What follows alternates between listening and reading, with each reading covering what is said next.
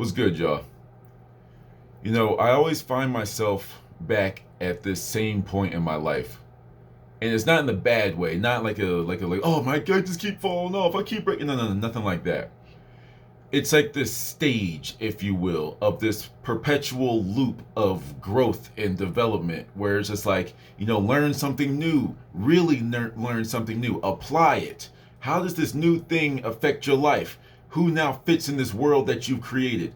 Okay, bring them with you and drop some people off. Okay, by bing, by the boom. Now that cycle's complete, come back to the end.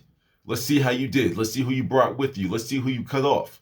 Who did you gain this year or this cycle? Who did you lose this cycle? And were they the right decision? Right? I find myself there a lot, which is why I try to keep my circle extremely small. And I realized at a certain point, I made the wrong decision on letting somebody go out of my life.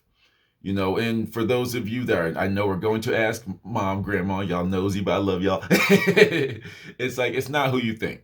All right. It's not who you think. All right, but nevertheless, it's like I made a miscalculation. I made an emotional decision and things transpired after that.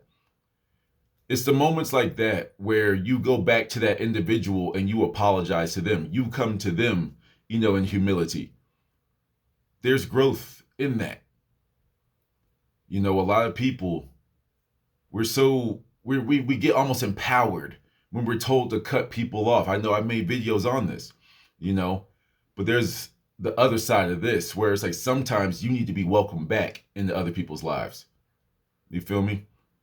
And that helps you grow in a different type of way and it keeps you humble. Everybody needs to remember that even though you are growing, you never know who you have to, like, some of y'all want to like crush everybody on your way up, but if you fall, guess who you gonna run back into? But on the other end of the spectrum, with age comes wisdom, and you start to realize what assets are.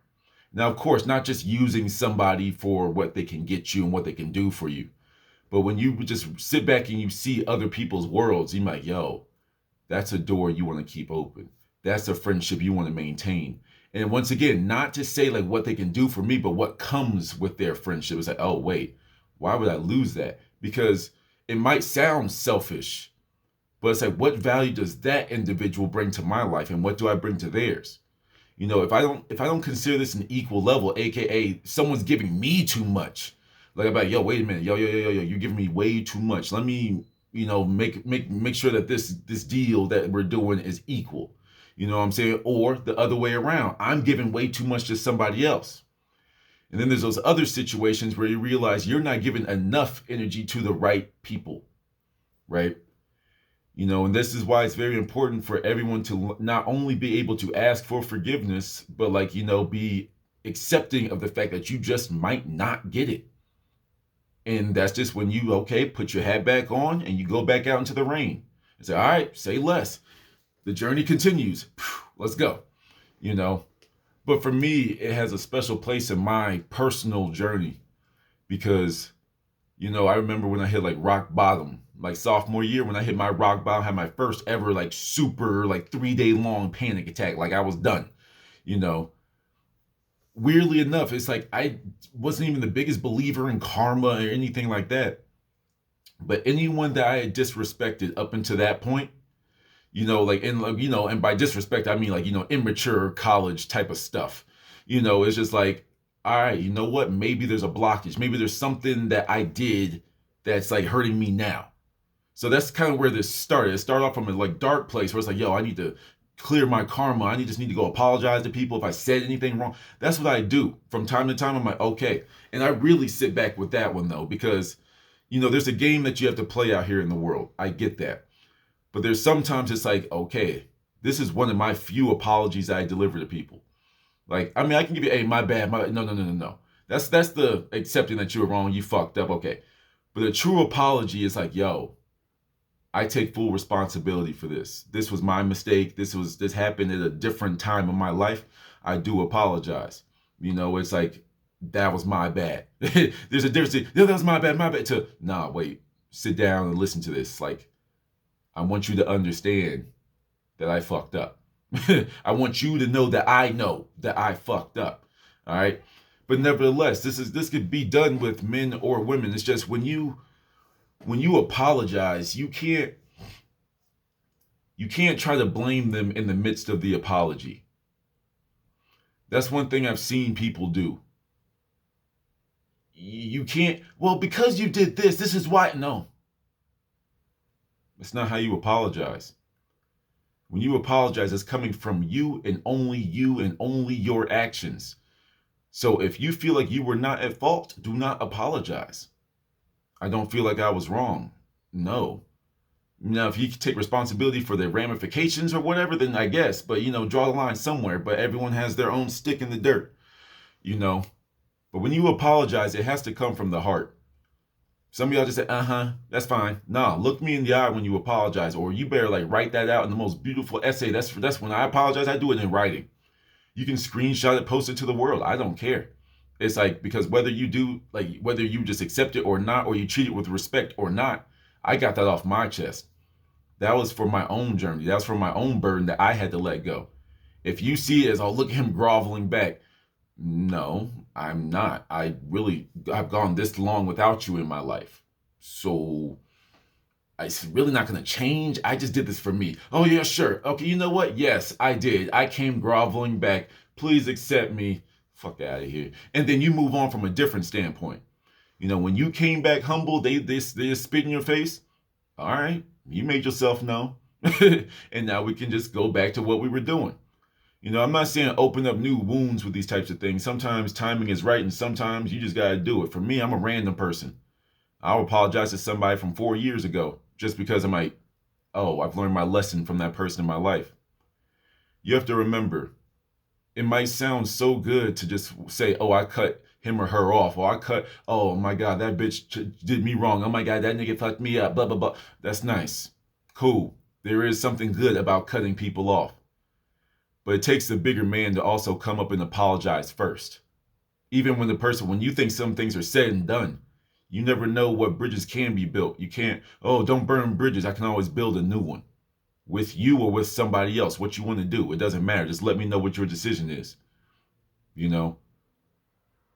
When you are apologizing, you're not coming back begging, though. That's not an apology. That's still expecting something. An apology is simply just what you have to say, you say it. And it's like, that is what it is.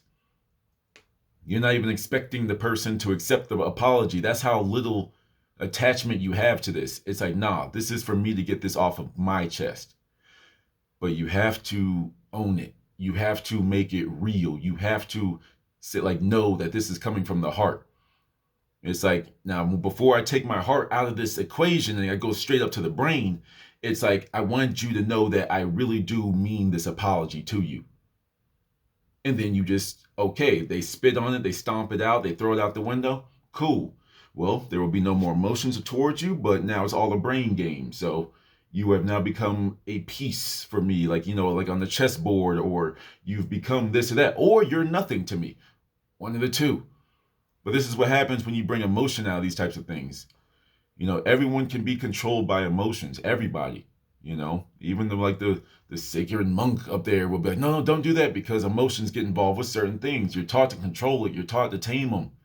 But every once in a while, when they lash out, they've been suppressed so long that they're going to get their just due when they come out.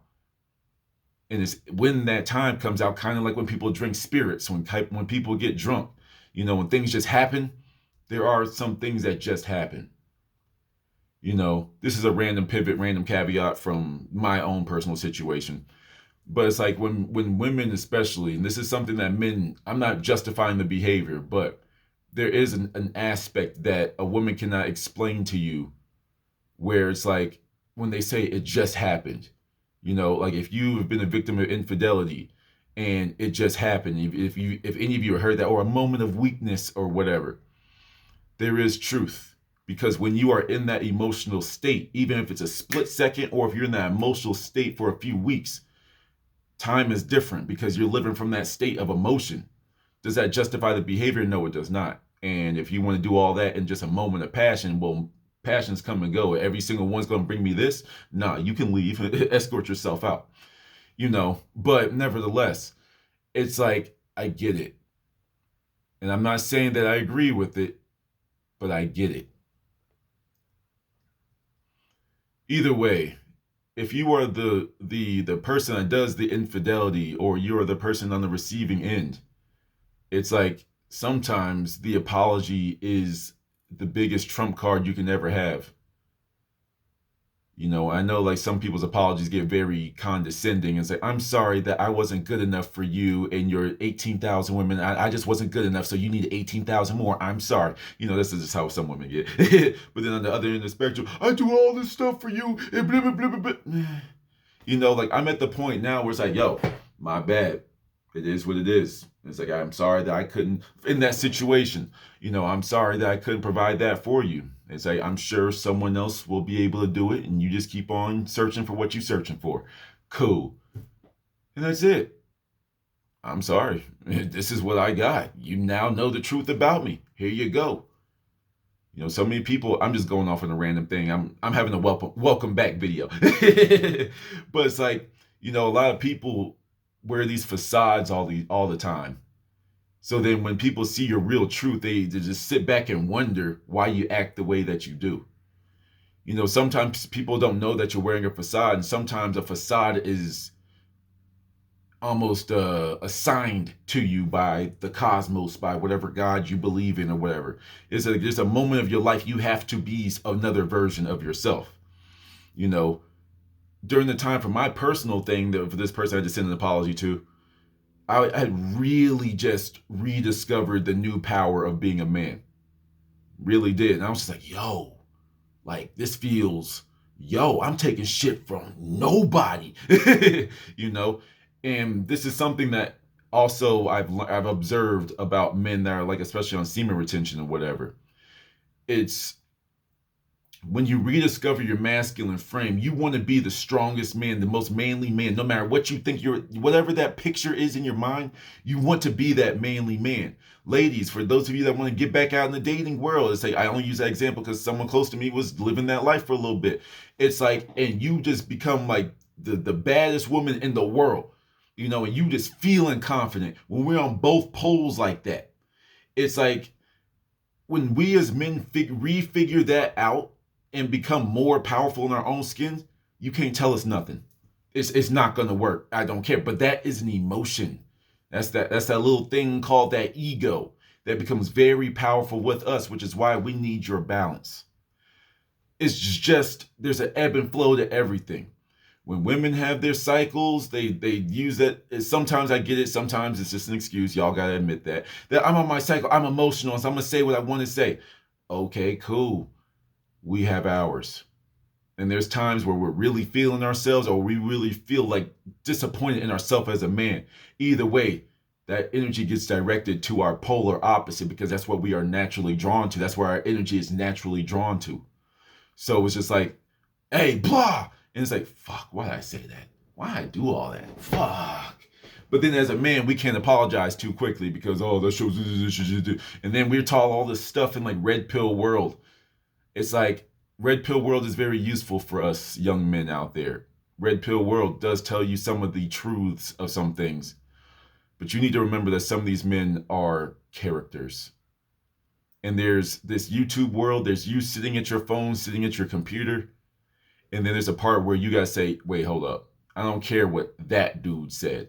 I don't care what that dude said. I don't care how many mansions he has. I don't care how many women he has. I don't care how much money he has. I don't care how much land he has. That's not my life yet. So I'm gonna do what I need to do. Like I said, for me, it's very easy to identify when it's time to apologize to somebody. Whether they text you back, call you back, message you back, or accept it or not. It's like, there's some part of you, there's somebody on your list right now, whoever's watching this, that you need to apologize to, or you need to seek forgiveness. But either way, you get your answer. You get your answer. If this is someone that you really feel the need to get on your knees and beg, and they say no, you stand your ass up, male or female, you stand your ass up, dust yourself off, and you leave gracefully. Cool. Say less. You've now closed that door. It's done. Move forward. You can't walk through a closed door. That door is shut, dead bolted, locked. It's done. Move it forward. However, we do not remain, at least I do not remain cold hearted to someone's decision, because I myself have changed plenty. So who's to say this person may not circle back, and then it's up to you to open the door to them. That's what patience does. That's what just letting the quote, quote, time flow. It's like time heals all wounds. And when you heal back more powerful than that person, they might still see the old image of you, you know? For me personally, when I was going through this whole thing, I had to shatter an image that this person typically held of me. I had to shatter it. Now, it's a Hail Mary, dumb little boy way of thinking things. But nevertheless, it's like, okay, as a man, it's like, as a boy, we make mistakes. As men, we laugh at the mistakes we made. As leaders, we make sure it never happens again. That's just where I'm at with it. I would like it for it to not happen again with someone that was already formed a bond with. But if that has to be replaced with someone new, then so be it. We live in a world of abundance, ladies and gentlemen. At least I do in my world. I don't know what y'all do. I guess I can't speak for y'all. But I have enough people on this planet for me to learn all the lessons I need. I am attached to no single individual. There is no person that I'm just like, oh my gosh, I got it. No, I'm the authority in my world. As you are, as you are, as you are. I see people in my head that I'm talking to right now. As you are, as you are, as you are. And we're in this world where we've been duped into giving all of our power away to people outside of us. We have a phone number that we can call for someone to come give us medical attention. Why do we not know that as individuals? I don't care. This is not a black thing, white thing. This is an individual thing. This is a society thing. Why is it that we call someone for medical attention? Why don't we know that? We want someone to come cook for us. Why can't you cook for yourself? I understand, enjoy the luxuries of the world and stuff, but it's like, you don't know how to cook, some of you. Oh, I don't know plumbing. Oh, I'll call the plumber. Why? Why haven't you sat on Google? Why haven't you taken the class? I'm talking to myself with this. The more people that you have to rely on is the more of a liability that you are. It's just liabilities and assets. You have so many of these people that can do things for you, but you yourself can do none of it on your own. You should only be paying people to do it when you can do it and you just appreciate it. Therefore, you tip the scales back. You want less liabilities than assets. And during this time, when it comes to me, for example, my greatest assets are my friends. They are my greatest assets right now, other than myself. I'm not going to ever put anyone above me first. It's like, no, I'm my greatest asset. But outside of me, my friends, my family, anyone that will do anything for me are my friends and family. I don't care if you're white, black, Asian, whatever. If you do anything for me, I'm doing everything for you. I'm loyal like that. But even when I break character, sometimes it's like, it's so out of the blue for me. It's so out of character. And I've actually wrote this out in my apology. I was like, it was out of character, because I'm the stoic one. I'm the calm one. When I lash out because of some stuff I'm dealing with in the back of my head, people were like, yo, where did that come from? Because I'm usually very calm and collect. But, this individual was the last person that got an outburst from me. And for no reason, too. In all honesty, it had nothing to do with her. It started off with a simple conversation, and then boom, boom, boom, boom, boom, boom, boom, boom, boom. I'm just like, why does that always happen? But nevertheless, you learn. And it takes, a strong individual, male or female, to be the one that does apologize. I'll extend my hand. If you slap it away, use that momentum to walk right back out that door. Anyway. This is just like a little random rant vent session, But I wanted to come back with something that was deeper, I've been reflecting the past couple of weeks, and I've been getting my affairs in order, at least mentally, because I feel like I'm cruising up to the top of the roller coaster. I'm like, shit's about to get real. Let's go. You feel me? It's like I feel like I'm there, but it's like it's about to get real in the best way possible. So I'm picking and choosing people right now. It's like, who's going to come with me? I'll extend the offer with people, and if they don't take it, so be it. I'm not forcing nobody. I'm not forcing my opinion on nobody no more. You know, one of the things that I saw, this is a completely random pivot, by the way. I saw a post and it said, stop expecting yourself from others. Stop expecting you from other people. And that one struck me. You know, one of the things I lose sight of from time to time is I know a lot about nothing, but what I consider to be very little, some people, it's like they look at me as like a treasure trove of information. So I'm just like, all right, I'll serve my role, I'll serve my purpose, you know. But I get lost in my thoughts from time to time and I lose track of what reality is. Like what, and I have to put the quotes on that one, reality is. I'm like, oh, people still don't know that. How do I communicate with you now? I've been finding it so hard to communicate with people these days because it's just like, I have this mini fight with myself. For example, it's like, and we have so many different videos we could talk about dating. But oh my gosh, it's like when I, as a 27-year-old, has put myself through the ringer, you know, like I put myself through the workout montage in Rocky or like any like kung fu movie where you had to climb the mountain and like punch all the stones and all that type of stuff. I've done that mentally. And I'm expecting the same for people that have no clue about this whole world that I'm in. And that brought me a lot of frustration, not with myself, well, a little bit, like because I couldn't get through to everybody because I feel like that's my purpose. But at the same time, you know, it's like, why am I spending so much effort that's not being returned unto me? If I'm giving out quote, quote, lessons and they're not accepting them, hey, it's not their time. That's why I give my time to people that reach out to me because that means you really want it. And the way I push people though is I have to use a little bit of my negative side of my personality, if you will. It's like, okay, but if I was able to do it, you can. One thing I notice about people is I care more about them than they care about themselves. You know, I'm like, yo, your health is very important. You need to eat this. You need to try. Oh, I'm not gonna do. But why? You just ask me why you wake up every day with stomach pains. You wonder why you have acid reflux because you're eating stuff you're not. But it's good, and I've been eating it for years, sir. Let's have a conversation. You know, it's like ladies, like when we talk to y'all about the dating world, when a man tries to speak to a woman about the dating world, you just ain't doing it right. You ain't doing it.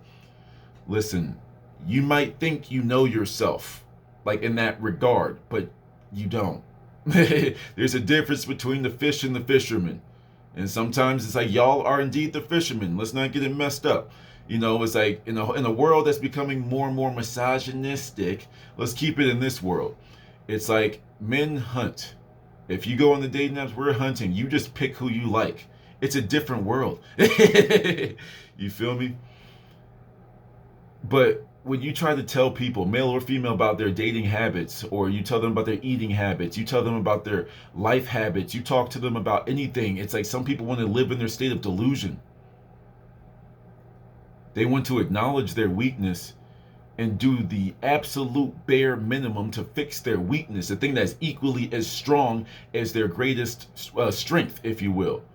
Your strength can be your greatest weakness, and vice versa.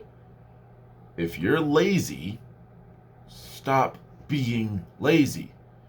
In using proper wording, it's like be more productive. Be productive. Don't run away from what you don't want. Run towards what you do. Oh man, I need to stop being lazy. No, you need to be more productive. You see how the energy gets you moving? That's what you gotta do. Me, I'm trying to start the flow. I'm trying to get everyone into this river that's actually called life. Hey, yo, y'all know y'all can manifest wherever you want, right? Y'all know that. Yeah. But you don't necessarily need that job to get this. Like it'll just happen through life. Okay, you see what I'm talking about, right? All right, could you come on in? All right, I'm just trying to usher people on in, and you stay on out there. All right, don't sit at the edge of our lazy river when we're just like floating around in all of our success. You feel me? But how'd you do that? That was fake. That was luck. I tried to tell you. I told you this a year or two, but it took too long for you. You know, it's like this level of patience that I have and don't have. It's something that I've been paying attention to for the past couple of weeks, especially. It's like I have the most patience for those that are ready to learn, ready to accept new things, ready to teach what they know. And then I have this little patience for people that are living the typical lives, like believing the lies that are told to them, even when they're right there in their face. I have even little lesser patience for it, because it's like, here's the proof right here. And you're still gonna, but, here's the proof right here. Why are you still doing what they're telling you to do? Well, so not because of the information that you are just been presented, but you just been so programmed now that you can't think of anything else. So be it. You pick your path. You know, that's just what it is. And the people that join you on your journey need to be walking a similar path. Everyone has their lane in the journey. They might go around, they might walk around the bush, the little footpath. They might climb a tree, they might slip on a rock. But guess what? Everyone's still walking in a parallel line. And that's what I'm preparing right now. You know, it's like there will always be more people. There will always be more people that enter your life. Do not be scared to cut people off that deserve to be cut off. On the other end of the spectrum, let's not forget modesty and humility, everybody. It's like, you are not perfect. I am not perfect. It's like, you may be a better state now than where you were when you made the infraction. Go back and rectify it. Go back. Sometimes you need to charge back up before you run through the barn door. You know, Kool-Aid Man, I'm sure Kool-Aid Man didn't say, oh yeah, every time. He said, oh, crashed. You know, he had to pick himself back up. And Kool-Aid Man eventually, over time, got strong enough he could bust through freaking walls. You know, oh yeah. Like, so pretty much, right, what you're doing with that, when you go back into a past, you know, timeline or a past life for yourself, you have to go back and fix it with that individual. But you have to go with all the strength. Sometimes it takes a mental preparation to go back to that point. It takes mental preparation to go back to that, you know, and take all the time you need, but you got to do it. This is another aspect of shadow work for those of you that are, you know, new to the spiritual world, or for those of you that are scared by those terms. It's like, it's all the same thing. Go back into your psyche, go back into your quote, quote, past, and fix it, because clearly it's not your past if you're thinking about it in the present. If you're thinking about it right now, it's alive right now, and it will continue to be alive the more that you keep feeding it energy. Past, present, future are all the same. It's like the past is just energy that has come and gone. The future is this energy that is yet to come. So project, fix both. All right, you know, in the future, you can see yourself wealthy, healthy, happy, loved. Or you could keep seeing yourself hating your baby mama. Oh my God, baby daddy keep doing this. Oh my God, he said that he was going to do this. Oh my God, she said, I can't believe I did this. I can't believe she said that. I can't believe that they turned me down. I can't believe. Which one sounds more fun? Either way, you can fix both. Let's like promote good stuff in the future, and let's go back and fix this. When you fix this, your train can move faster. It needs less energy. Your life can move on when you go back in quote, quote, time to fix what you messed up. Or any doors that you need to close, don't let all the AC out. All right. Anyway, I got a little brain dumpy there, random emotions. It's like, but life's been moving for me, and life has been amazing. You know, and because my life is so amazing, I know I've reached number 9 in this cycle. You know, number 9 is like the number of completion. All these synchronicities, all these numbers, it almost feels like confetti for me. It almost feels like celebratory confetti, all these numbers and synchronicities and stuff that I've been seeing. It's like, I truly do feel like I'm at the end of the line. In a good way, not the bad way. You know, it's like in one way or another. Now, this end of the line could be a year, 2 years, 3 years, whatever, but I just feel like I'm good and I'm coasting. And now it's just trying to make sure everyone joins me up here. Who's going to be at my celebration party? You know, that's why I take my circle so seriously. It's like, if with a close circle, I don't need to throw a huge party either. You feel me?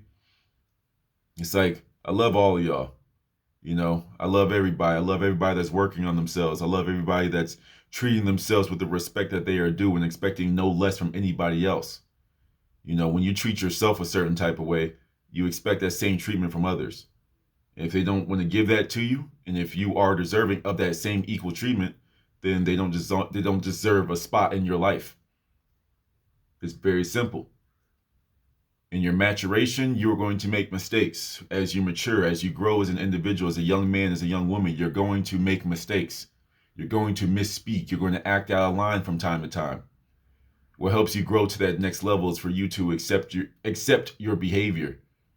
To accept your behavior and learn from it and keep it moving. Don't let it hold you back. Say, yep, that was probably not the best play. All right, close that door. Let's go. All right. So just wanted to drop that on y'all. We went all over the place, but I had to do a little bit of a brain dump. So it is what it is. Till next one, y'all.